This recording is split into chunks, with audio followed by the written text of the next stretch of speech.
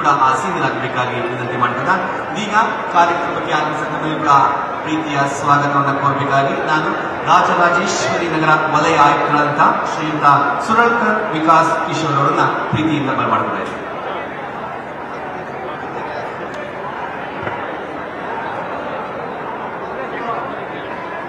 ಎಲ್ಲರಿಗೆ ಶುಭ ಮುಂಜಾನೆಯ ವಂದನೆಗಳು. ಇವತ್ತು ರಾಜರಾಜೇಶ್ವರಿ ನಗರ ವಲಯದಲ್ಲಿ ಸೇವೆಗಾಗಿ ಸಹಕಾರ ಕಾರ್ಯಕ್ರಮದ ರೂವಾರಿಗಳಾದ ಕರ್ನಾಟಕ ಕೇಂದ್ರ ಸರ್ಕಾರದ ಉಪಮುಖ್ಯಮಂತ್ರಿಗಳಾದ Shri D K Shivakumar sir ಅವರನ್ನು ನಾನು ಎಲ್ಲರ ವತಿಯಿಂದ ಸ್ವಾಗತ ಕೋರು.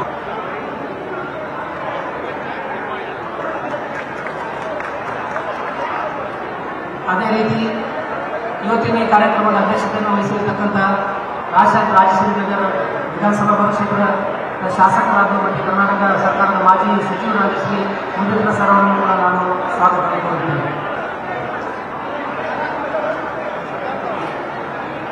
ಕರ್ನಾಟಕ ಕೇಂದ್ರ ಸರ್ಕಾರದ ಮಾಜಿ ಸಚಿವರಾದ ಶ್ರೀ ಸೋಮಶೇಖರ್ ಸರ್ ಅವರನ್ನು ಕೂಡ ನಾನು ಸ್ವಾಗತವನ್ನು ಕೋರುತ್ತೇನೆ.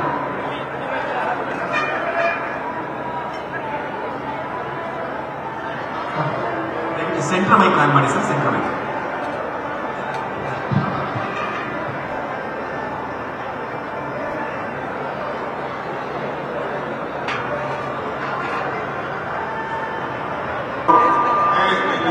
ನೋಡಿ ಎಲ್ಲ ಹೆಣ್ಮಕ್ಳೆಲ್ಲ ಚೇರ್ಗಳು ಹಾಕಿದೀವಿ. ನಾನು ಫಸ್ಟ್ ಬರೋದು ಭೇಟಿ ಮಾಡೋದು ಅಲ್ಲಿ ಲಾಸ್ಟು, ಕೊನೆಗೆ ಎಲ್ಲ ಚೇರ್ ಕೂತ್ಕೋಬೇಕು. ಇಲ್ಲೆಲ್ಲ ನಿಂತ್ಕೊಳ್ಳೋದು ದಯವಿಟ್ಟು ಇಲ್ಲ, ಚೇರ್ಗಳು ಹಾಕೊಂಡು ಕೂತ್ಕೊಳ್ಳಿ ಅಷ್ಟೇ.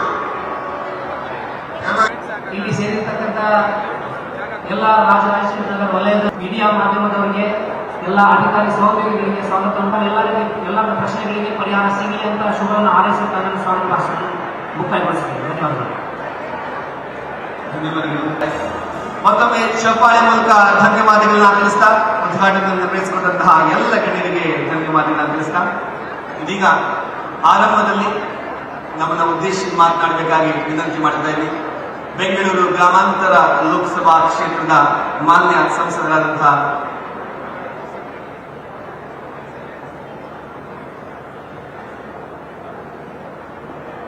ಮಾಡಿದ್ದು ಅದೆಲ್ಲವನ್ನ ಈಡೇರಿಸತಕ್ಕಂಥ ಕೆಲಸವನ್ನ ಪ್ರಾಮಾಣಿಕವಾಗಿ ಮಾಡ್ತಾ ಇದ್ದಾರೆ ಅಂತಕ್ಕಂಥದ್ದನ್ನ ಈ ಸಂದರ್ಭದಲ್ಲಿ ಹೇಳಲಿಕ್ಕೆ ಬಯಸ್ತಾ ಇದ್ದಾರೆ.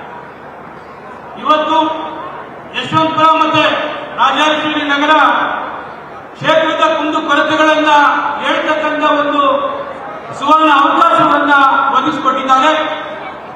ಪ್ರತಿಯೊಬ್ಬರನ್ನು ಕೂಡ ಭೇಟಿ ಮಾಡತಕ್ಕಂಥದ್ದು, ಅವರ ಸಮಸ್ಯೆಗಳನ್ನು ಆಲಿಸ್ತಕ್ಕಂಥದ್ದು, ಸ್ಥಳದಲ್ಲೇ ಪರಿಹಾರ ಮಾಡತಕ್ಕಂಥದ್ದನ್ನ ಕೂಡ ಬೆಂಗಳೂರಿನಲ್ಲಿ ವಿಶೇಷವಾಗಿ ಈ ಕಾರ್ಯಕ್ರಮ ಇದುವರೆಗೂ ಏನೆಲ್ಲ ಕ್ಷೇತ್ರದಲ್ಲಿ ನಡೆದಿದೆ 100% ಇದು ಸಕ್ಸಸ್ ಆಗಿದೆ.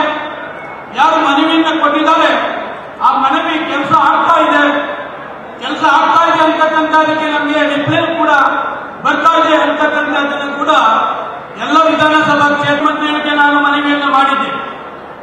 ನನ್ನ ಯಶವಂತಪುರ ವಿಧಾನಸಭಾ ಕ್ಷೇತ್ರ ಏನು 5 ಕಸದ ಘಟಕಗಳಿದೆ, ಆ ಘಟಕಗಳನ್ನ ಬೇರೆ ಕಡೆ ವರ್ತಿಸಿ ನಮ್ಮಲ್ಲಿ ಶುದ್ಧವಾದ ಗಾಳಿ ವಾತಾವರಣವನ್ನ ಮಾಡಿಕೊಡ್ಬೇಕು ಅಂತಕ್ಕಂಥದ್ದನ್ನ ಮನವಿಯನ್ನು ಮಾಡಿ ಬಜೆಟ್ನಲ್ಲಿ ಸನ್ಮಾನ್ಯ ಉಪಮುಖ್ಯ 50ರಿಂದ 100 ಎಕರೆ ಮಾಡುವ ಮುಖಾಂತರ ಬೆಂಗಳೂರಿನ ಎಲ್ಲ ಎರಡನೇದು ಕುಡಿಯುವ ನೀರಿನ ಆಹಾರ ಎದ್ದಿದೆ.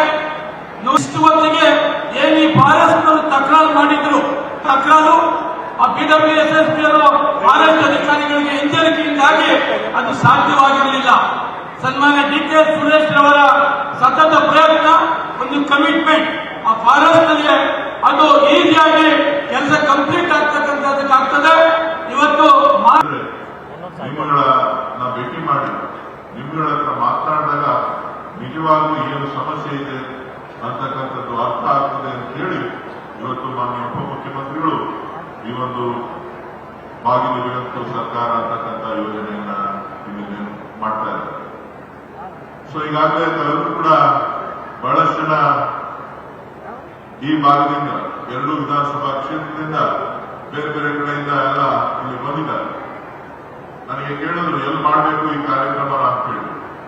ನಾನು ಯಾರು ಸಾರ್ವಜನಿಕರಿಗೆ ತೊಂದರೆ ಆಗೋದು ಬೇಡ, ಇಲ್ಲಿ ವಿಶಾಲವಾದಂತಹ ಜಾಗ ಇದೆ, ಯಾರಿಗೆ ಅವಶ್ಯಕತೆ ಇದೆ ಅವರು ಖಂಡಿತ ಬಂದು ತಮ್ಮ ಅಹವಾಲುಗಳನ್ನು ಹೇಳ್ತಾರೆ. ಸೊ ನಿರ್ಜನವಾದಂತಹ ಪ್ರದೇಶ ಒಂದು ಟ್ರಾಫಿಕ್ಗೆ ಸಾರ್ವಜನಿಕರಿಗೆ ಯಾವುದೇ ತೊಂದರೆ ಆಗೋದಿಲ್ಲ, ಇಲ್ಲಿ ಮಾಡೋಣ ಅಂತ ಬರಗಾಲ ಘೋಷಣೆ ಆಗಿದೆ.